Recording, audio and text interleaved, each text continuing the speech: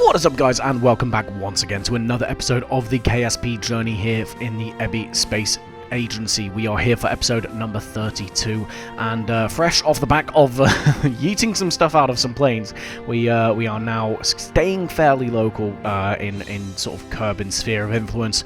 We are going to be creating a space station.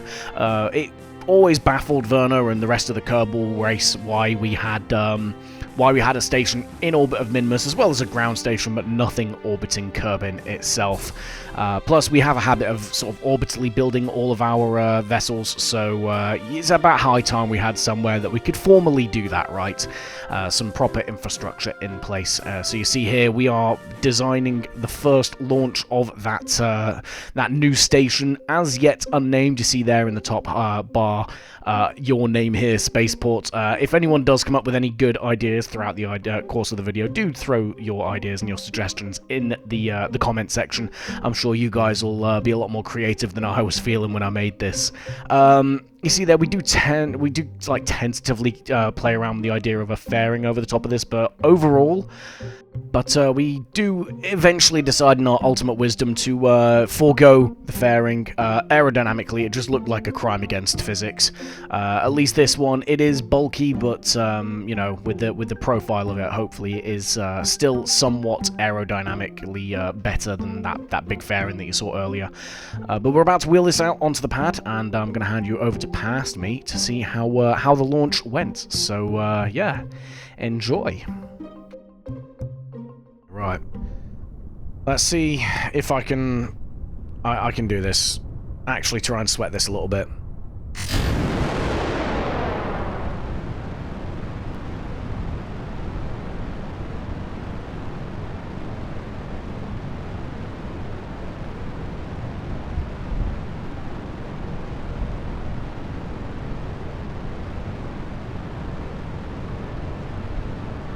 And yeah, so there you see, the launch gets off a little bit slowly, but we do start to finally pitch over quite high up. We had to go quite high up for the pitch over, just because of it wasn't even the weight necessarily, it was just the weight balance of the launch. So you see that it is somewhat unwieldy. We try to pull it back onto an equatorial plane, and you know, try and keep it somewhat even without too much eccentricity, just so that it makes it easier to dock everything else to it before we fire the main engine up once again and push ourselves into orbit. You see we are nice and high here. We don't want to pull this into an orbit around about 70,000 meters. We want to get a little bit of space underneath as well. Again, helps us dock things to it, but also I don't really like the idea of having this this station. By the time we've built it with the size it's going to be, I don't want it skimming the atmosphere, right? You know, I want to have it well clear so that we're not worried too much about it degrading over time, shall we say. But yeah, we place it in its parking orbit. There's nothing on there to control it. It's just a hulk of spacecraft at the moment. We decouple the Scuffer Dreams booster, and yeah, we deorbit. It is currently the Mark 1. I don't know what's happened again, but the Mark 2 decided to yeet itself from my directory, and yeah, unfortunately we damaged it on landing as a result. So we do have to go ahead and spend a little bit of time redesigning the Mark 2.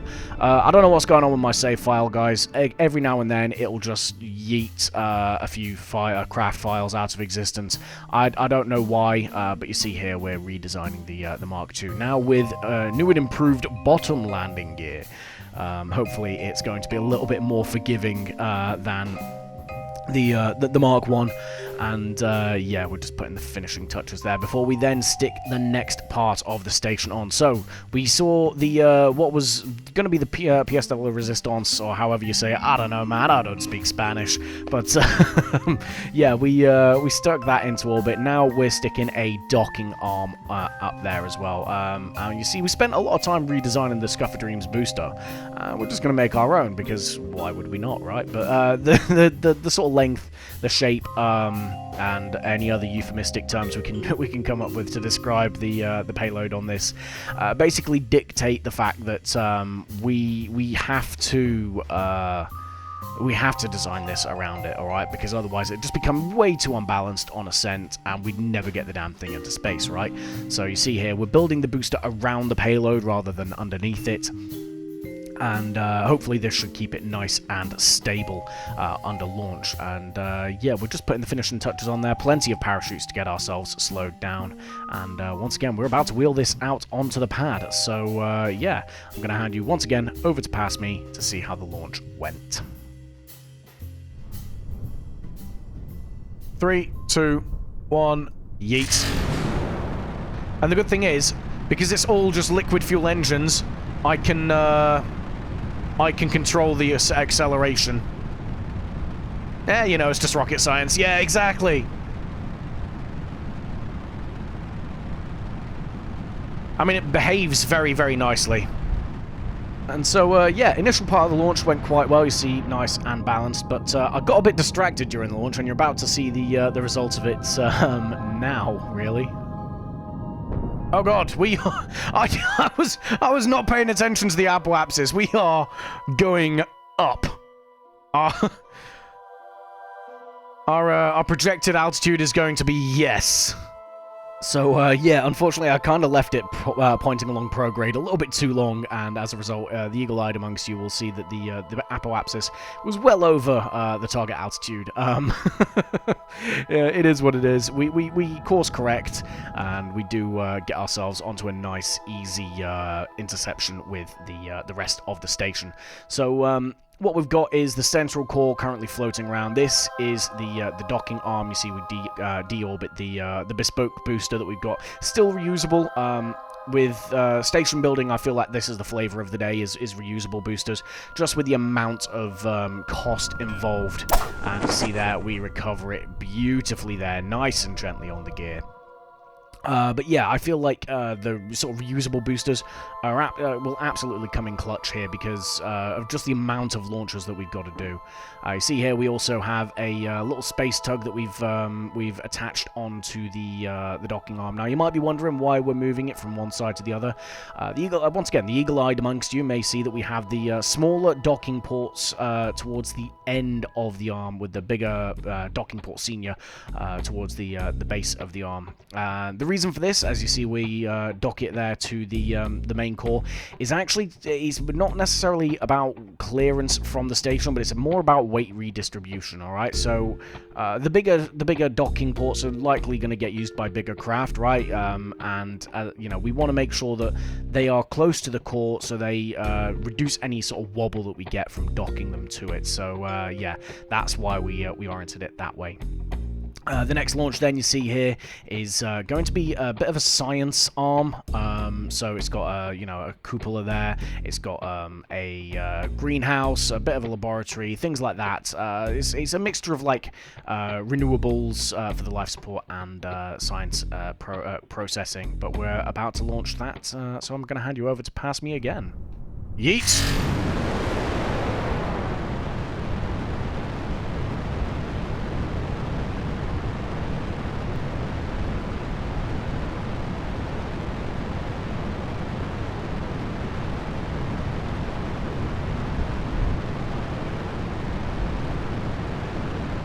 Once again there, we got a nice, easy launch. We actually get a fairing over this one, so aerodynamically, just a little bit more sound as you see it light up there. We did launch at night, just we forgot to time warp to the morning before we put this together, and yeah, as a result, we launched in the dark. But it kind of looked alright, I think, with the I'll say the re-entry heating. It was kind of the exit heating, shall we say, on ascent there, before we use the newly redesigned Mark II booster to push it into orbit. As you see there, it floats down nicely. But yeah, we've got the solar panels, we've got the lab, we've got the greenhouse, and all that sort of stuff on this arm. We don't have the life support, just stuff on board to extend it. And we do have a bit of an angled docking port on this. I didn't really want to just build your standard T-shape station, so instead we went a little bit quirky. We've got this 45-degree docking port on there. And as a result, it made it a little bit more challenging to dock, but not impossible. As you see, we do successfully attach it on, and we deorbit the space tug we used. Yeah, now it's time for the next launch. As you see here, we've got a very small payload here, with another one of those 45-degree ports on it, and this is going to be the next arm to go onto the side, basically. Because it is so light, we don't need any boosters. We're just going to use the Scuffer Dreams, and once again we're going to head out to the pad, ready to see this thing launch. 3, 2, 1, and go.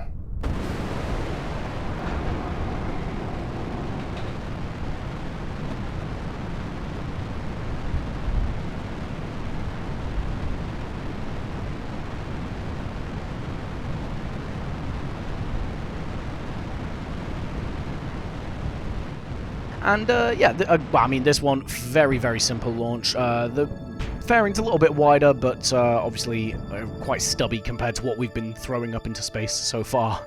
And so yeah, we do eventually get that into space. No real circus about it, no real showboating or anything like that. We do have to make a minor course correction there. You see there, as we do go a little bit off inclination.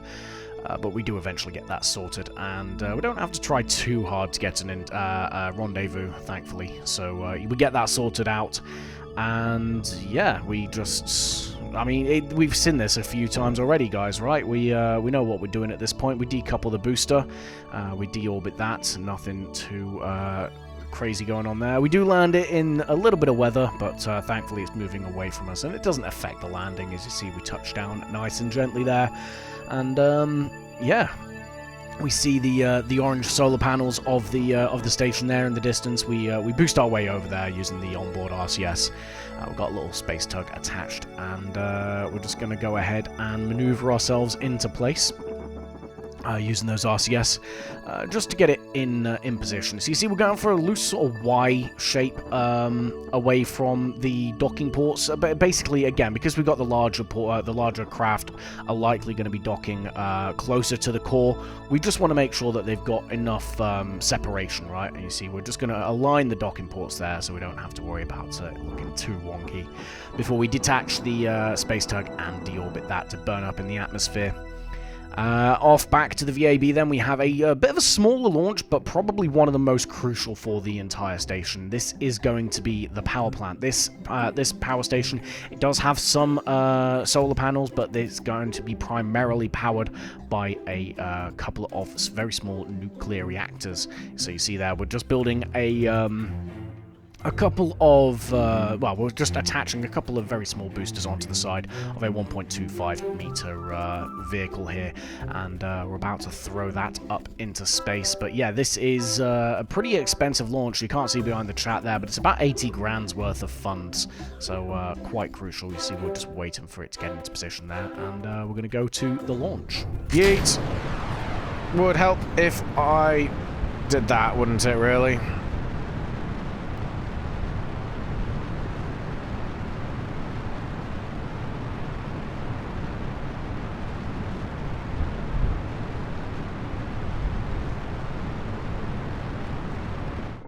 So yeah, the mildly inauspicious launch there, as we forget to fire the main engine and, well, probably damage the engine bell. But thankfully, we do get ourselves up into the sky without further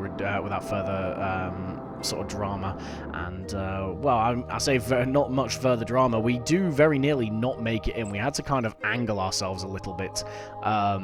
And fly sort of horizontally while pointing upwards. But we do eventually get into space, as you see there. We ended up sort of reaching space at the night time, so I just fast-forwarded through, just because there wouldn't have been anything for you guys to see, right? But eventually, we use the RCS to maneuver ourselves onto a rendezvous, and we make the docking nice and simply there onto the science arm. And from here, we kind of noticed a weird, like, I want to say a glitch, quirk, as you see we just decouple the tug there, but we weren't able to extend this, despite it not being stowed. It was claiming it was, So I don't know what was going on there. It doesn't really affect the things in the grand scheme of it all, because we were planning on, once we got this all in orbit, as it is now actually, to basically go ahead to the VAB and relaunch it, but just sort of use the cheat console to get it into position. It just makes all the docking ports nicely aligned and all that sort of stuff. As you see, we delete the old one. And we're going to go ahead and launch this, set the orbit. We do set it to about 100 grand, so I think it was like 20 kilometers lower than what we originally put it as. And you see there, we're basically just reimbursing ourselves. So I put that in the video purely just so that, you know, you guys can see that I'm not cheesing it completely. We reimbursed ourselves just the money that we spent putting it back into orbit and nothing more. Yeah, we now have a quote-unquote brand new station up in orbit. But we head back to the VAB then, as we're about to launch the final launch of this mission here. This is going to be the life support arm, plus the crew heading up to the station. So in that fairing there, you've got all the life support they could ever need, all the snacks, all the pretzels, all the beer, all that good stuff. As we load the crew up here, you see we're just kind of finagling who we're going to be taking with us. This is going to have a crew of 5 and 1 engineer to fly the craft back. So you see, we've got Lodbert, Sandwise, Staten. We're going to put Dudeming and Cloutop in the crew module, as you see there. And we're going to head over to the launch pad now. Okay, yeet.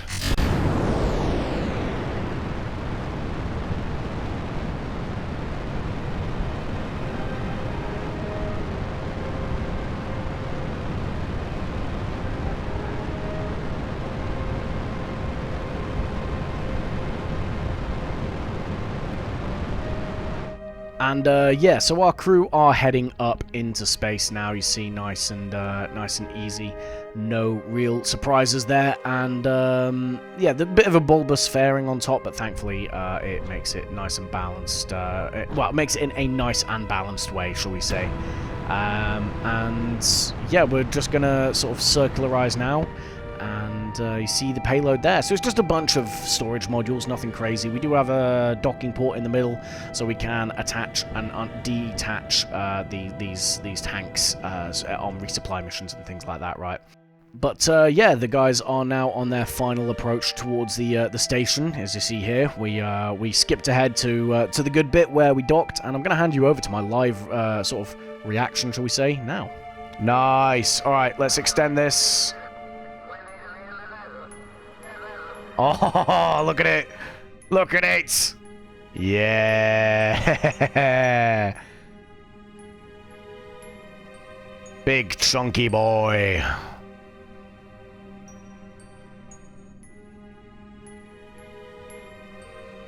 And we can go ahead and deploy that radiator as well. There we go. Check it out.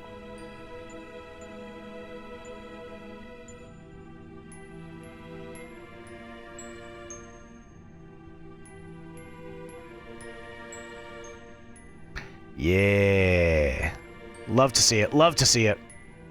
And so yeah, you see, quite happy with the gravity ring there as we now start transferring the crew over. So we got Staten, Jedman, Sandwise, and Lodbert heading over, as well as Dudeming. We kind of accidentally loaded the wrong crew member with Sandwise. She then hops back down into the craft. She is going to be flying the craft back to Kerbin, but she does get a quick tour around the station beforehand, as Cloudtop basically bids her adieu and is the final crew member through the door. As we see there, we move her into the airlock for later.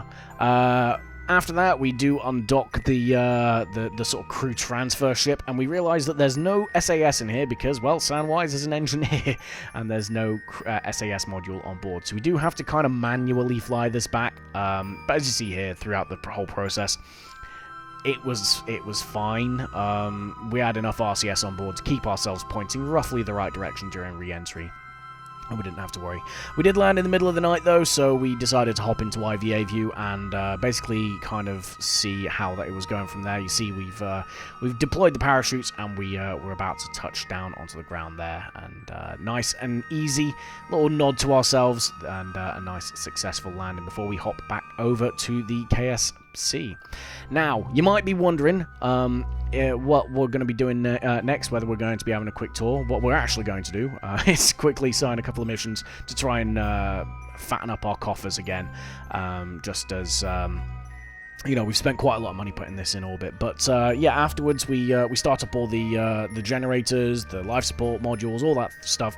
But we are going to leave the actual tour itself. I know.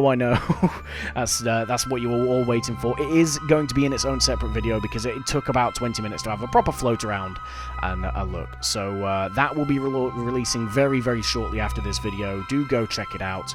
Leave your thoughts in the comment section below as well, because that is the end of this episode. Do leave a like and subscribe if you did enjoy. And yeah, come up with some names for me for this station. We need something good. Yeah, please do go check out the tour if you want to go see the internals of this thing. I'm very proud with how it turned out. So yeah, it should be releasing within an hour or so of this video being released. So do feel free to check it out. But for now, guys, thank you very much for watching. And as always, I will catch you in the next one. Goodbye.